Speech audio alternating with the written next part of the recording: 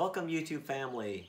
Well, here we are on a beautiful, somewhat beautiful, it's always a beautiful day in Montana, afternoon, Saturday afternoon. We're sitting on our deck and we're overlooking the mountains, and you can't see the mountains.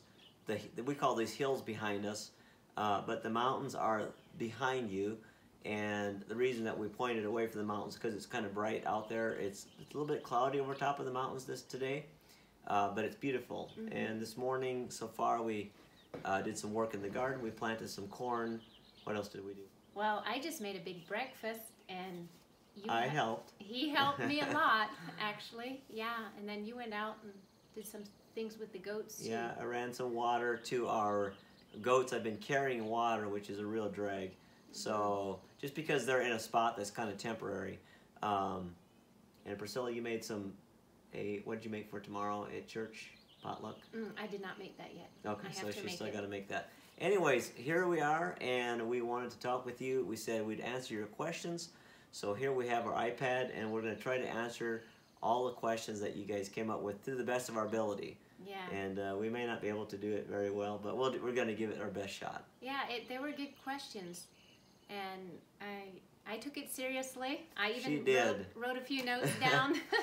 I'm like, that's the difference between us two. I'm like, let's just go out there and do it. She's like, no, I need time to process and make sure I give good answers. And we're different in that way. Yeah, well, for me, I think it's partly also the language barrier. It takes me a little bit longer to bring something out in English. I mean, I feel sometimes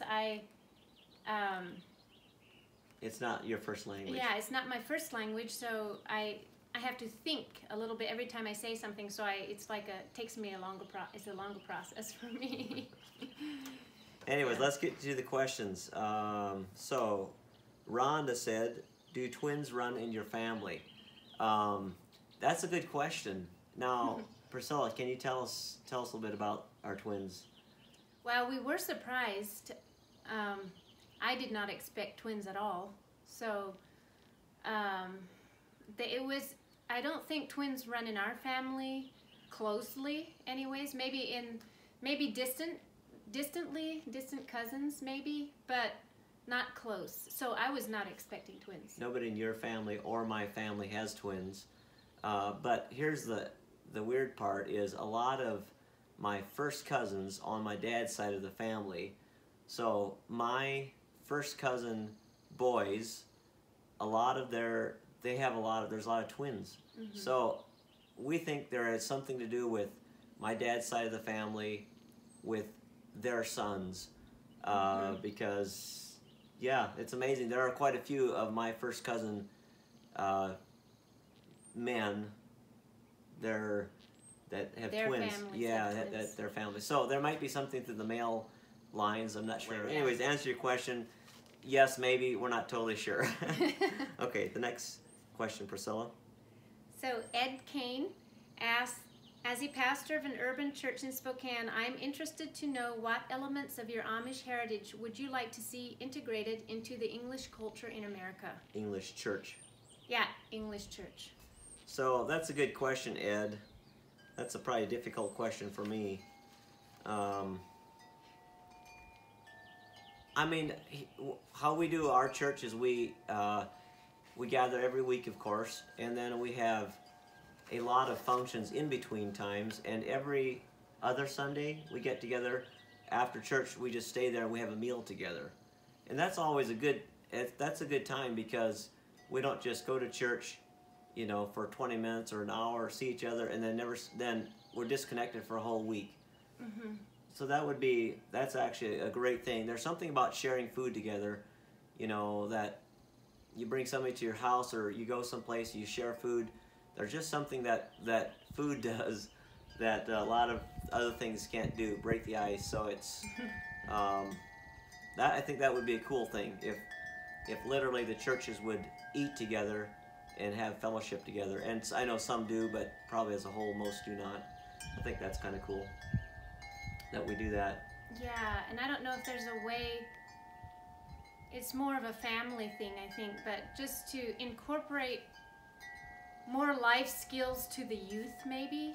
I don't know if that's a church thing or a family thing more, but Well, in that, one thing is that the Amish always do, and we do this in our community, is we don't send the children off.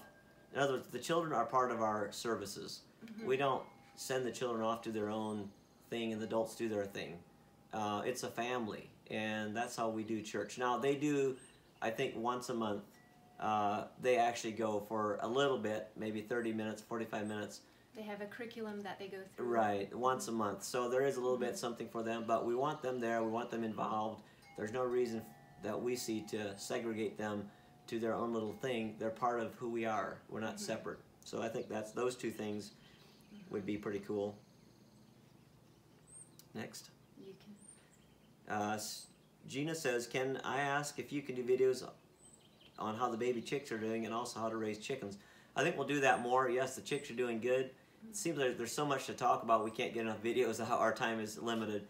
But yes, the chicks that we hatched, we set 51 eggs and we hatched 24, which wasn't that great odds.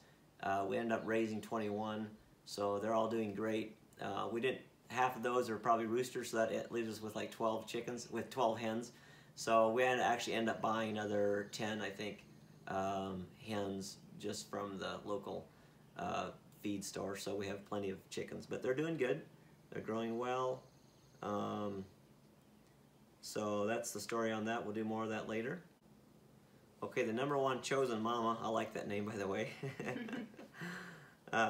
She says, my question is, what would be the best way to start a homestead if you're starting it on a hill?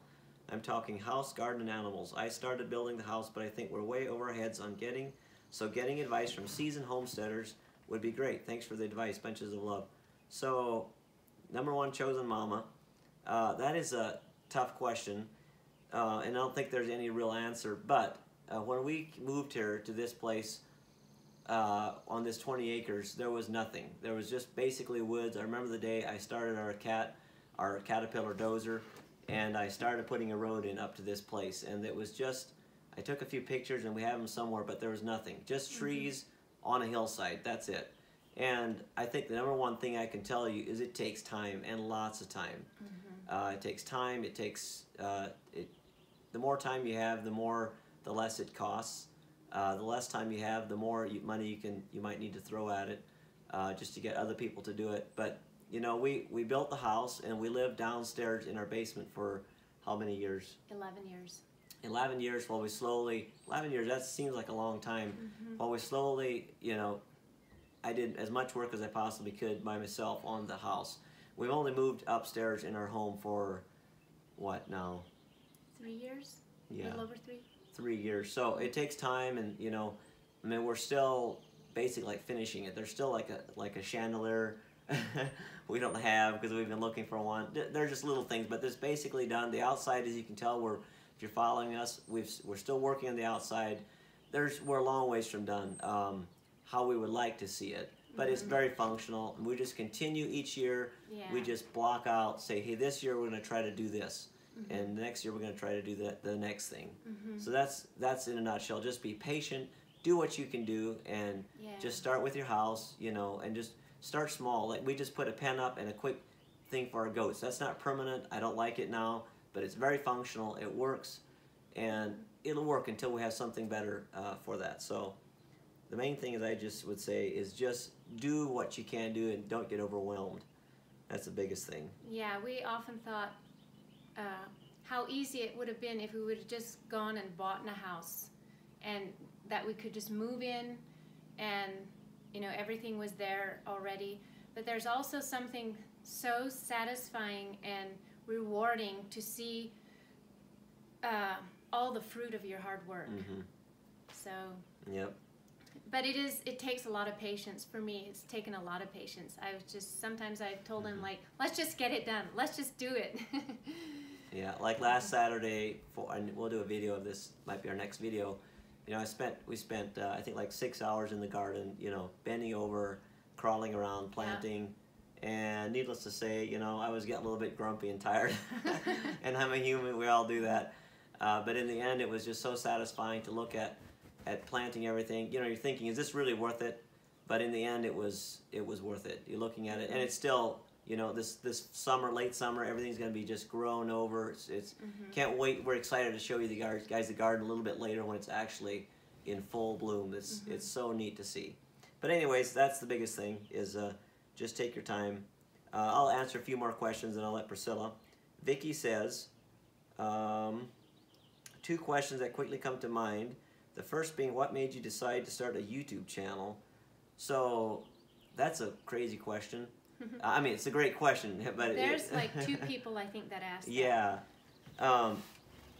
might be a crazy answer, but I guess I just started a YouTube channel so I could put some of my hunting stories on, my hunting videos to share with other people. That's basically why I started it, and I did that a number of years ago already, and we didn't really get serious about deciding that we actually want to do this on a regular basis until... Was it just last year? Last fall, last summer. We actually sat down and decided. I was kind of pushing for it. Priscilla wasn't sure if this was something we wanted to do, but we talked about it and we felt like, yes, let's do it. And so she jumped in, and then it was both of us pulling together. So it takes 2 people to do that. We felt like maybe because we live up here on the hill, there's no cars that go by. We're homesteading up here. We felt like maybe it's actually YouTube is actually an avenue where we can share about our life, you know, just wholesome living, just authentic, real living with family, homesteading, and just to show that there is actually that it's actually possible to live a simple life. Yes. And have joy in it, and just we hope that it makes a difference. Right. We actually have a passion, which we'll probably share later. We actually have a passion for the future. To actually teach and even do crazier things than that. I'd love to share more. I think I'll hold it on that, but we would love in the future to be able to actually have a place where people could come and we would show them how to homestead. So we'll see where that goes, but we have to start somewhere, so we thought this is a good avenue to start. We'll just do with what we have and, you know, see where it goes. So that's the deal with that. And Vicky also says, what are your exact responsibilities with the family business? So that is a huge question too, because since my dad moved here, and we were like the first family in our community. We moved here in 1992, so now that is almost 28 years later, 27 and a half years later. So I've been here the whole time, and I've been here more than I've not been here, lived in this place. So I grew up in the family business, and I've done everything in the business. And so as of right now, technically, my 2 brothers and I own the business. My oldest brother, Lloyd, is the pastor, so he is the community, the church, so he's very occupied in other matters. He does a lot of traveling, so he's not hardly involved at all at our Meadowlark Log Homes business. So my brother Elvia and I run it. But in a nutshell, I do all the finances, so I make sure that our accountant is happy. I make sure that our employees are happy. Everybody's getting paid. Everybody's happy.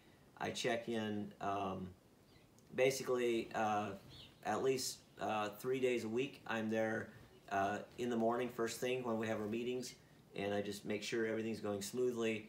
The other 2 days of the week, I usually check in just a little bit later in the morning, but I'm there basically every day unless I'm out on site. Sometimes I go on site and I reassemble a home or do something like that. So I'm there every forenoon, 5 days a week typically.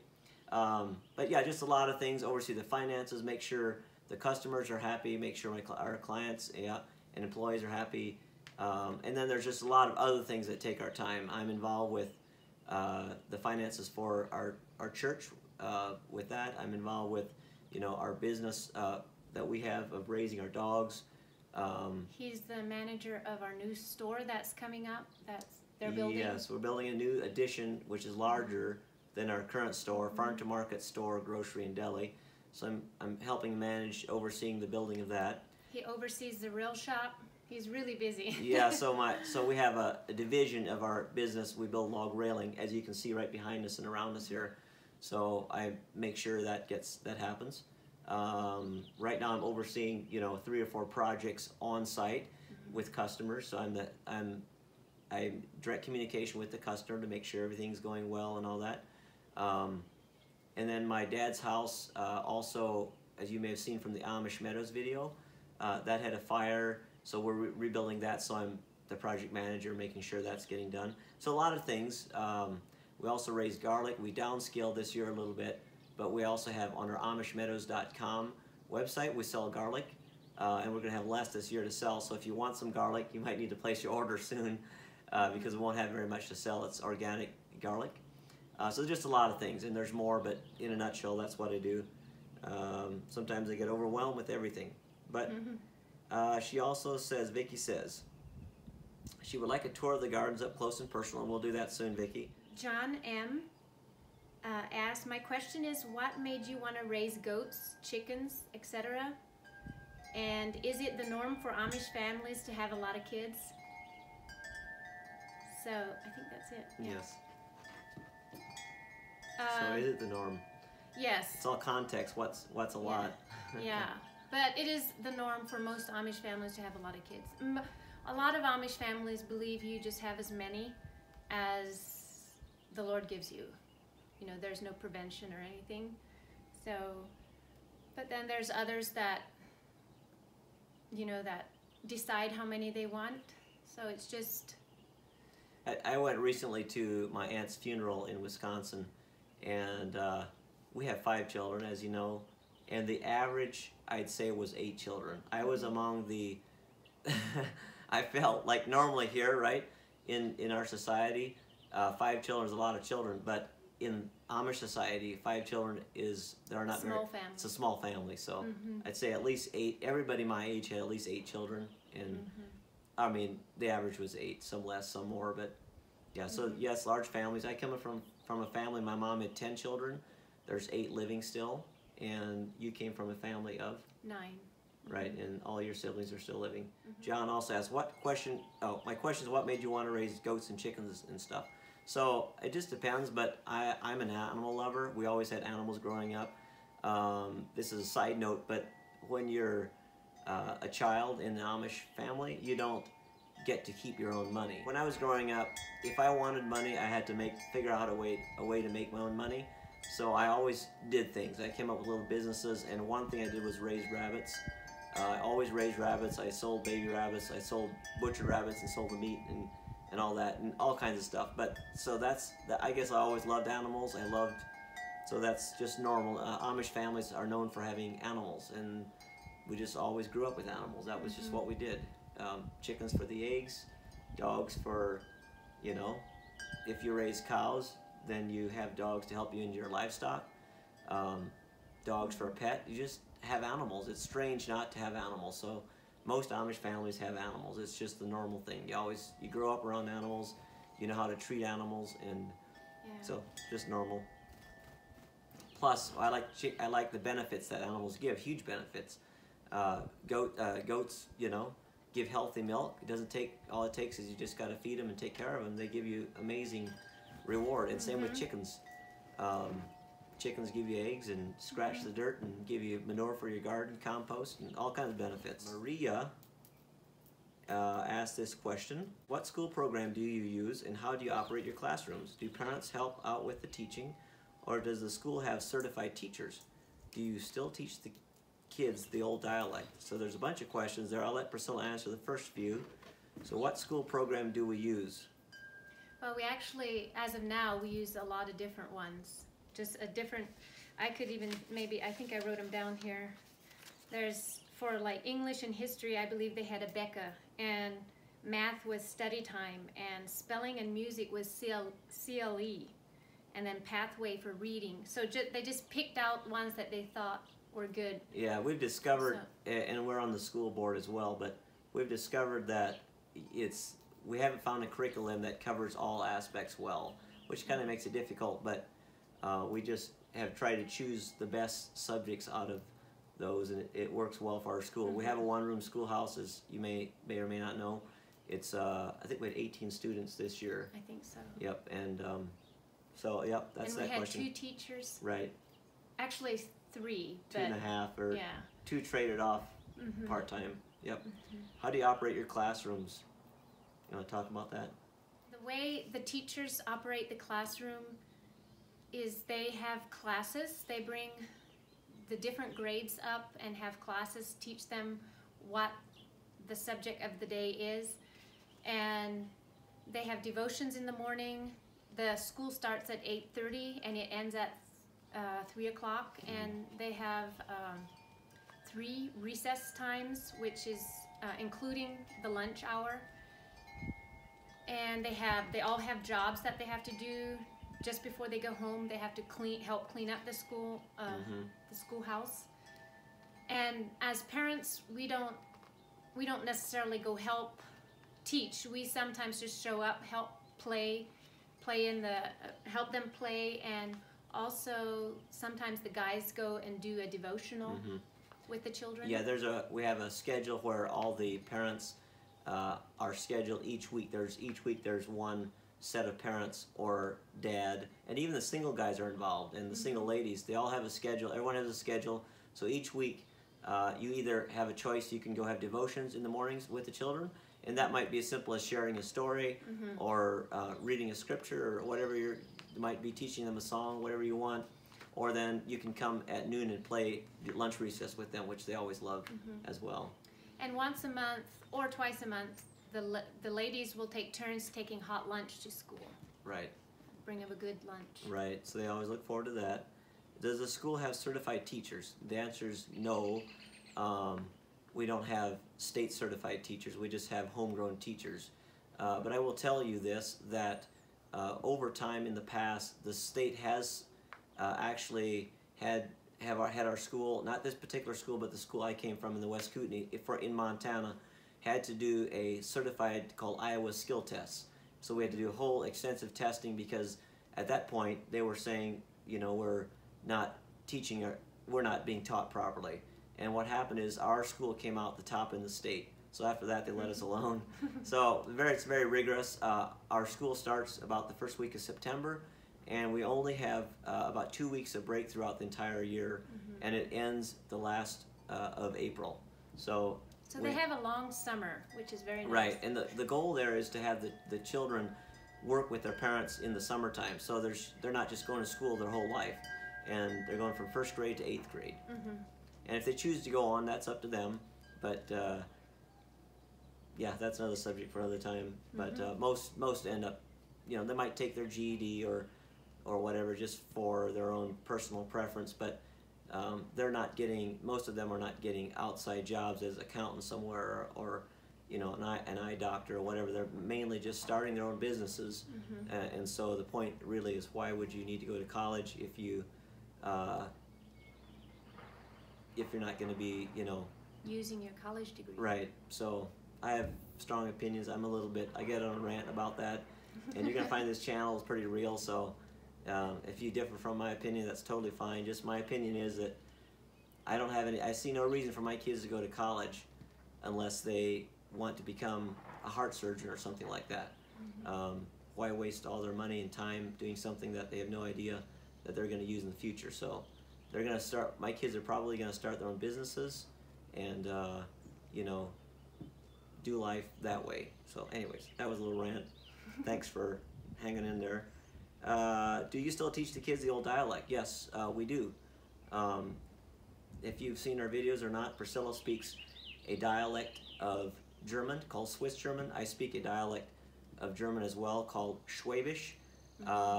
Most people know it as Pennsylvania Dutch. I'll just tell you a little bit about Pennsylvania Dutch.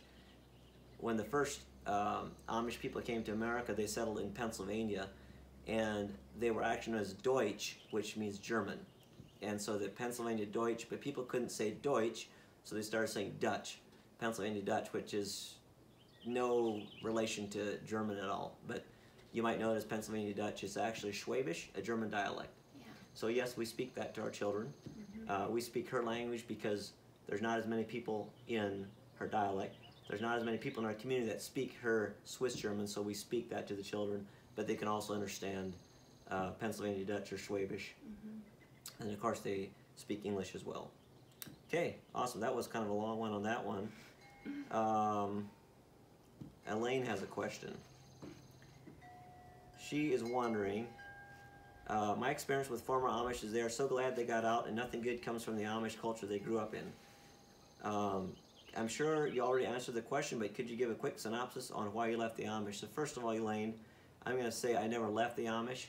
If you watch the previous videos, I still call myself Amish. I'm not saying that because I look exactly the part of Amish, but Amish to me is our heritage. It's the way we grew up, the good things that we get to keep, the values. That's Amish to me. It's not, do I have suspenders on, or do I have my haircut just a certain way, or do I have homemade pants? Some people see that as Amish. That's not Amish. That's Amish, but Amish is broader than just that narrow window. So I'm going to say yes. I'm still Amish, and I don't say that with shame. I'm proud of my heritage. We're proud of our background. Not perfect, of course, but many good things have come from that. So the people typically that come out of the Amish are known as ex-Amish. They leave the Amish, and a lot of those people, if you watched our prior video called The Amish, Ex-Amish in American Culture, a lot of them leave because they've got hurts, and rightly so. They've gotten hurt from the Amish culture, and so they tend to not have anything good to say about the Amish, and I can understand that too.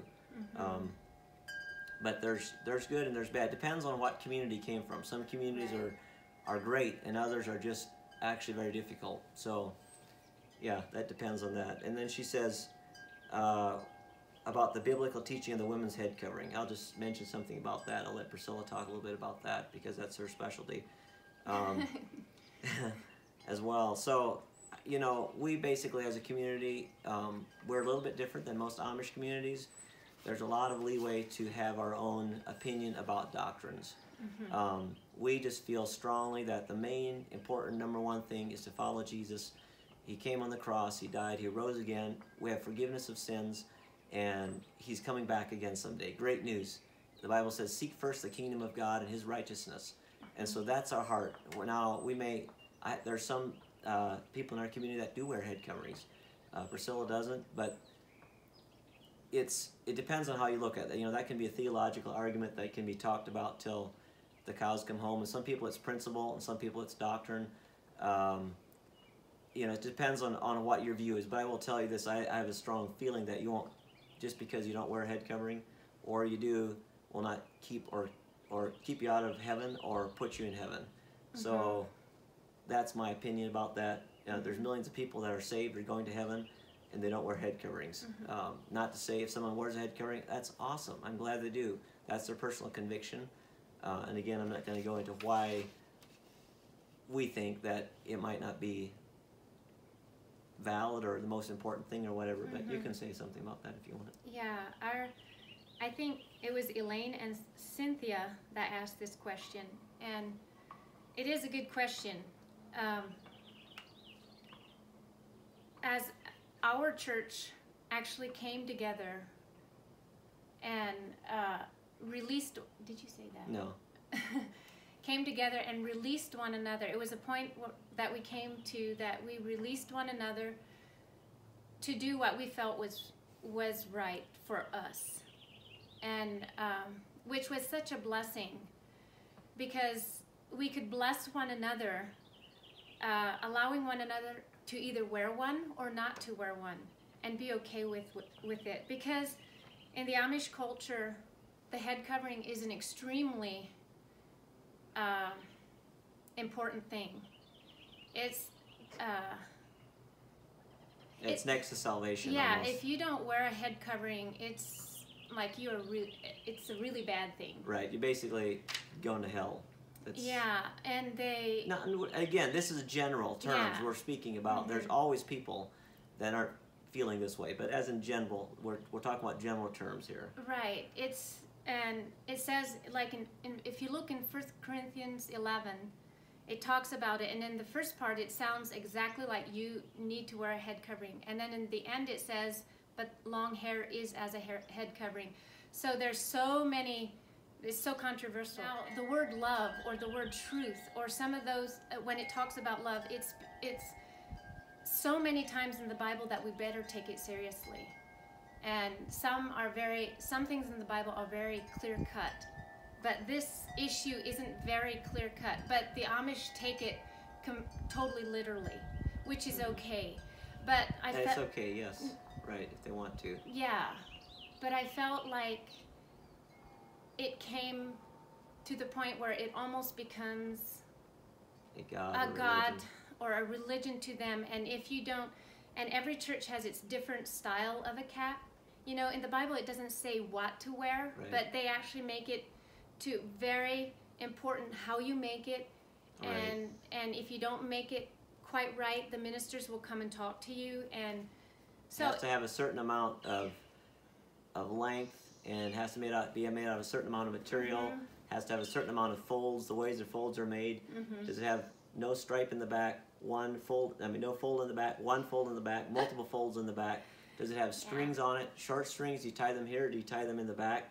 Yeah. There's all kinds of different. So honestly, for me, it actually became kind of like a eagle, which is, I don't know how you would say in English, but like a stench to me, because I felt like it was such a big issue that even churches sometimes split over that issue. And so when I became free, or when I felt like I don't need to wear it, I didn't want to have anything to do with it. And I wanted to show that I was free. And I didn't even want to wear it if our Amish relatives came, because I felt like I was a hypocrite wearing it. But as time went on, I felt the Lord actually showed me what true freedom was. That true freedom isn't actually forcing my freedom onto others. I came to the place where I actually, if I love my Amish brothers and sisters, that I can actually walk in their shoes. That if I go visit my Amish relatives, that I can come to their level and bless them in their level, and wear a head covering for them. So if I go visit my Amish relatives, I will wear something on my head, and I will dress plainly, because my heart is to bless them and not cause them more strife and hurt, because we just walk in their lives and do what we want. Right. So here's the thing that I want to say with that, and I really appreciate that Priscilla does that, because the Amish will not look at you. They will not hear you. I mean, they'll look at you, but they won't hear you. They won't hear you if you don't wear a head covering. Like, you have no say in their life. The only way that you can reach them is if you become like them. Okay, that's kind of a strong statement, but they might be cordial to you. They will be very cordial, but I don't think you have influence in their lives, might be the right word, influence, unless you actually are able to walk in some of those areas. Fantastic, good stuff. Okay, we're getting long-winded, but we're having fun, aren't we? Yeah, as you can see, we're actually passionate about some of these subjects. Okay, here's a guy by the name of Jake, but that's not his real name, and I just want to tell you, I'm very blessed to have you find us on our channel and some of your comments. I'm really looking forward to spending some time with you. I went to school with you, and I haven't seen you since probably I was 10 years old, 30 years ago. We would love to have you guys come and visit us someday. So love that.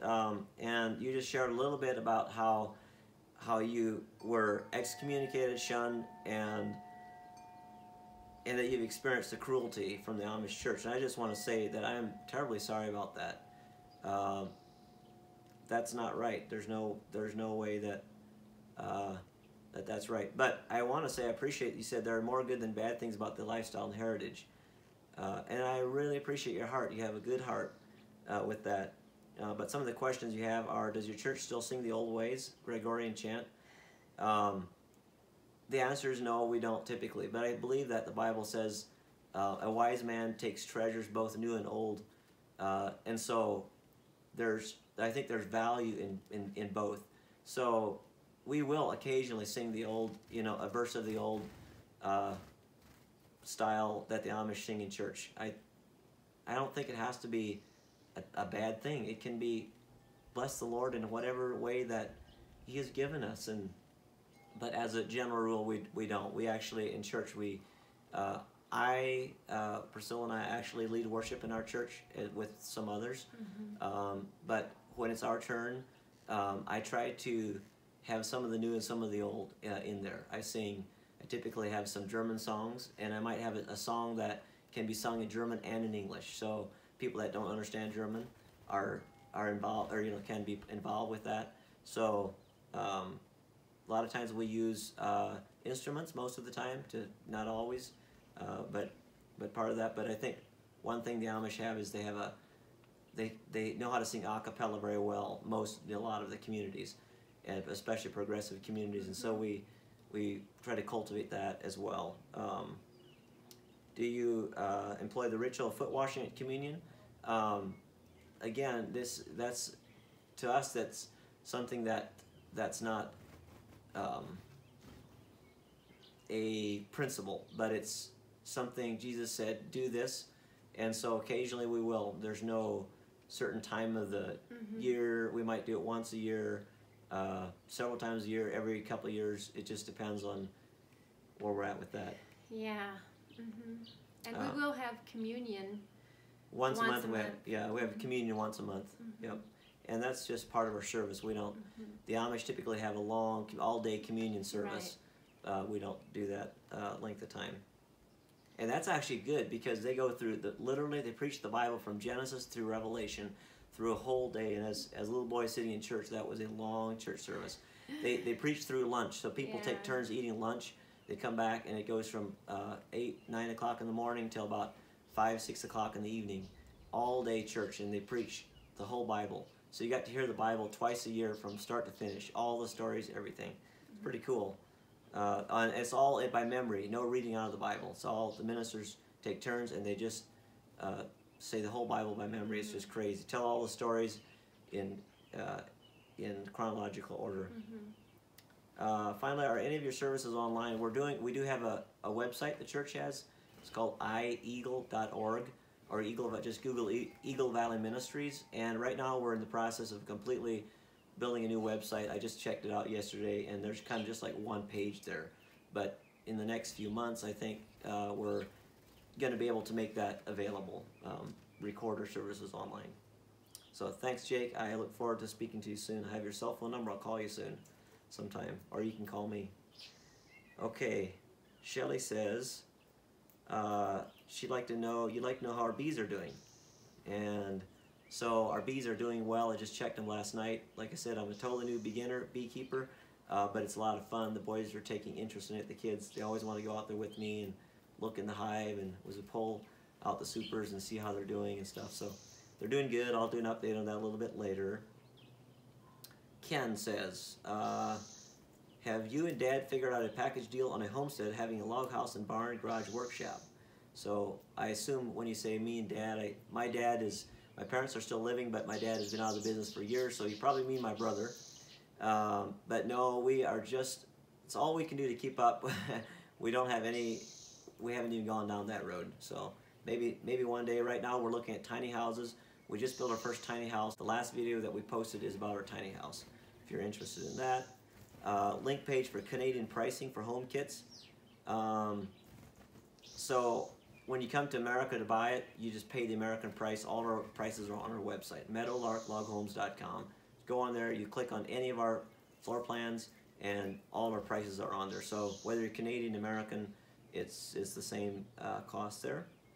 And I don't know what it costs to build in Canada. We've built some homes there over the years, but we're not allowed to go there and work, so the Canadian customers have, we suggest contractors that we know up there to build that. But yes, it is more expensive, I believe, than it is to build in the U.S., but I'm not very familiar with the Canadian part of it.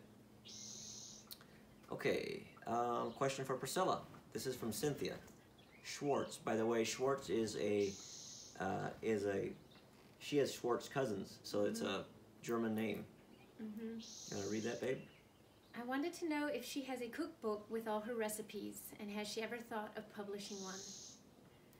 No, I don't. And I have not really thought of publishing one. So I got to say something. Priscilla is an amazing cook. So she usually cooked a bulk of the meals in her family, and we'll have a lot of my sisters did. Well, she was being humble here. She was the main cook, we'll have some. She'll make something for dinner, and I'm like, babe, this is so good. How'd you make it? And she's like, oh, I don't know. I threw some stuff together. I'm like, I want this for a week straight. It's so good, but I won't have it for like a year because she's got such a varied. I won't see the same dish on the table for like a long time just because she's got so many recipes. I don't know where do you find them on.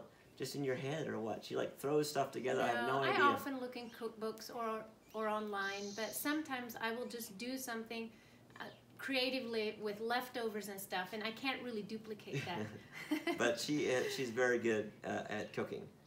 But I will, hopefully someday I will put my braided bread recipe on. Yeah, that's what Cynthia's looking for that. And I'm glad you like your iced tea. We love it. We're using it already too. Yeah, go back like a year ago. We posted a video on how we make a homemade iced tea, and you guys are going to love it. Cynthia says she's addicted to the tea, so we are too. The kids can make it. Ruth says in German, Herzliche Congratulations. Ich freue mich auf Werte Videos. Ihr seid ein schönes Paar. So that's German, high German, we can understand that. And so thanks, Ruth. Ruth, she enjoys her videos in a nutshell. And Sue says, why do the young girls wear long dresses and leggings? And what is the purpose? Why don't they wear pants in this day and age? Well, as an Amish girl, I grew up wearing long dresses, dresses to the ankle. And for me, I just like when for my little girls, if there were shorter dresses, which knee length or shorter, I like to put leggings on, just because I think it's, I guess it's kind of a modesty issue for me. I like it just so when they run out and play, when they're jumping on the trampoline, their legs are covered. But if they have longer dresses on, then I'm not worried about that. And they do wear pants to go hiking, do sports. But mostly I dress them up in dresses or skirts, just because I think it's more feminine and more girlish. And for me,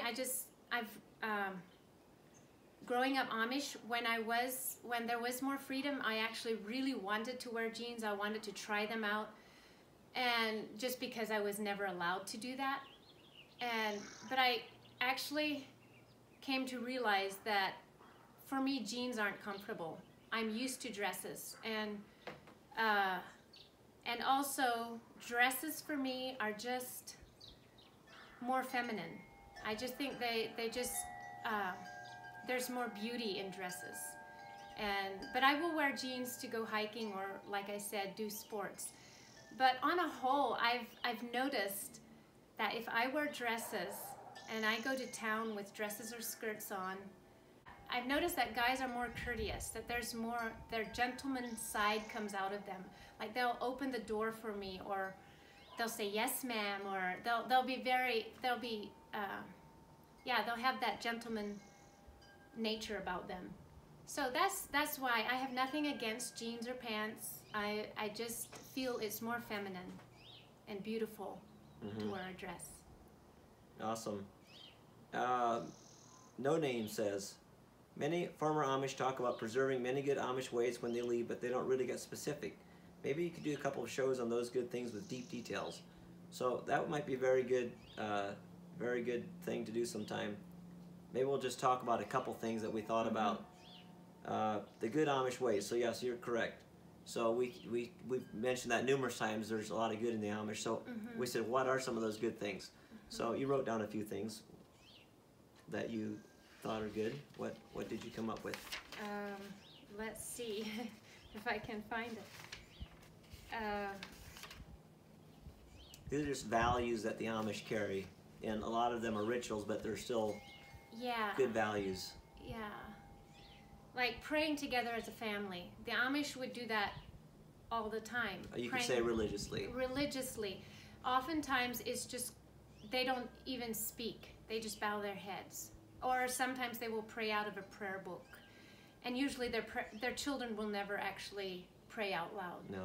But for us, we want to keep that, and we allow the children the freedom to pray and speak to God as if He's right there with you. And so we make that a daily habit. Mornings we typically pray before I leave the house as a family. In the evenings we always pray together as a family before we go to bed, and the children always pray as well. And I think meal times are important. You know, we get together we sit together for meals, and we try not to answer the phone or look at our phones or anything when we have mealtime. It's family time. We talk and we eat. Right. Yeah. One thing that we've noticed is Amish children typically, again, this is general, are very, very well versed in like all kinds of skills, like versus just in a general term, a lot of, you know, so we employ, at Meadowlark Log Homes, we employ a lot of people, and I've just noticed over the years, we have great employees. First of all, I want to say that, absolutely great, we love them. But I've just noticed over the years, they don't have the life skills that community people have. And I don't say that in a derogatory way at all, I'm just, but our children only go to school from September through April. So they have May, June, July, August, 4 months, and they don't do kindergarten, so they start in first grade, so 8 years. And so they work through it with us after school and all the summer long. And so I'm teaching our children everything. Like, I mean, my boys are more skilled, and I say that humbly, but they're more skilled than a lot of people I've hired. And they're, you know, 13 years old. They can do electrical. They know how to fix things. They can do all kinds of things that other people don't know how to do. So the idea here, I forget what the question was. What was the question? Okay, crap. Yeah, so the question was, what are some of the good things? So some of the good things are those. We do hands-on. They go with me to work. Like, they work on the roof with me. They work in the garden with us. They do the chores. They work on our barn. They peel logs. They mow the yard.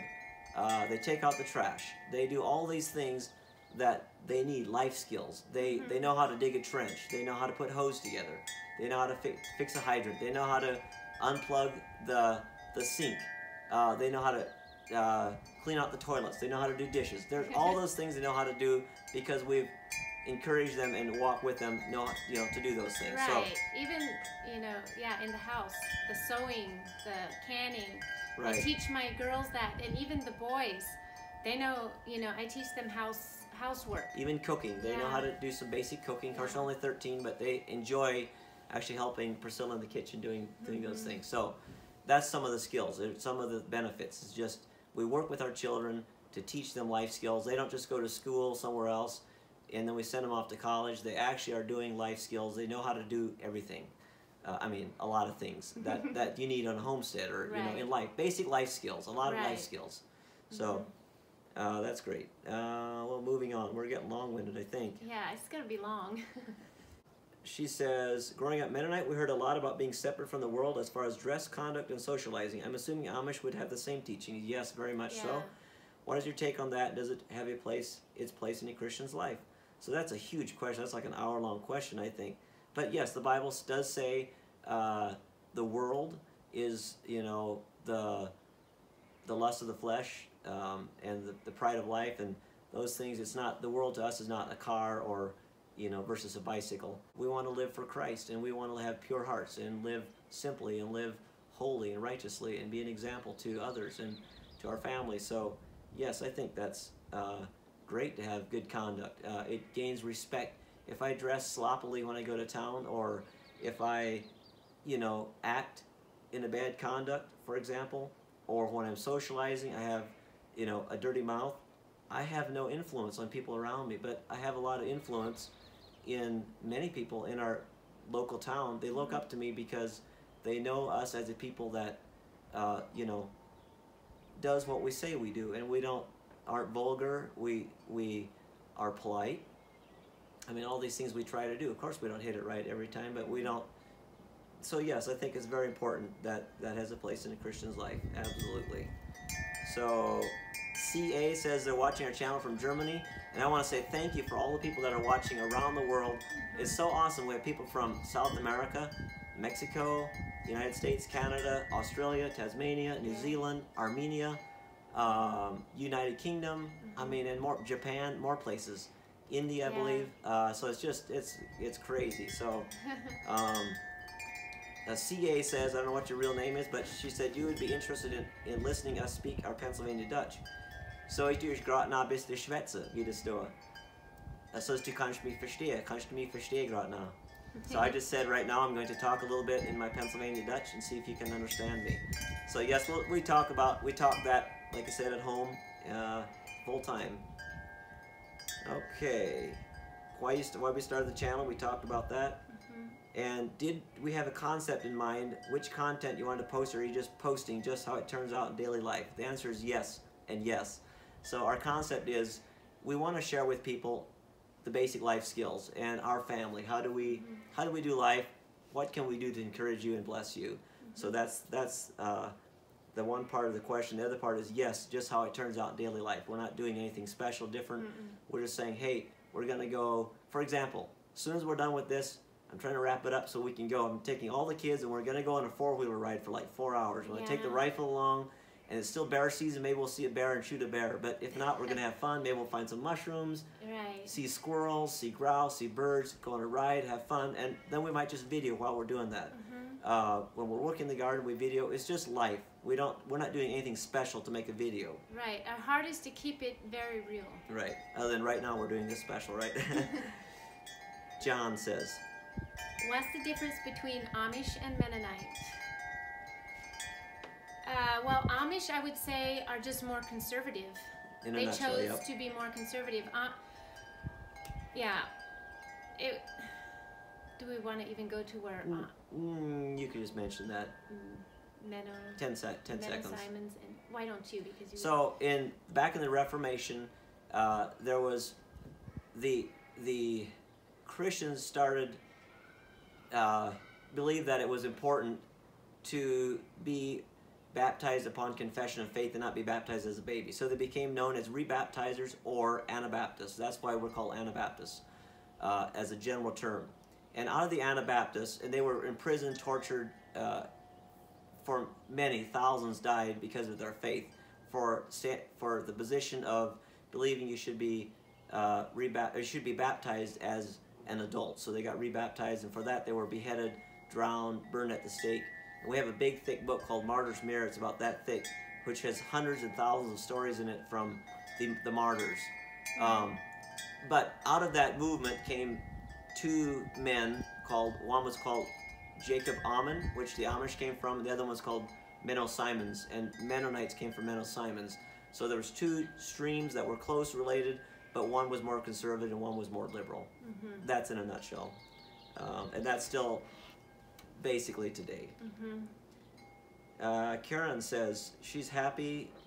I'm happy I found you not long ago. It's so nice to watch a real reality vlog. Okay. She would like more gardening, cooking, construction stuff. And she can't wait to share our channel some more. So thank you, Karen.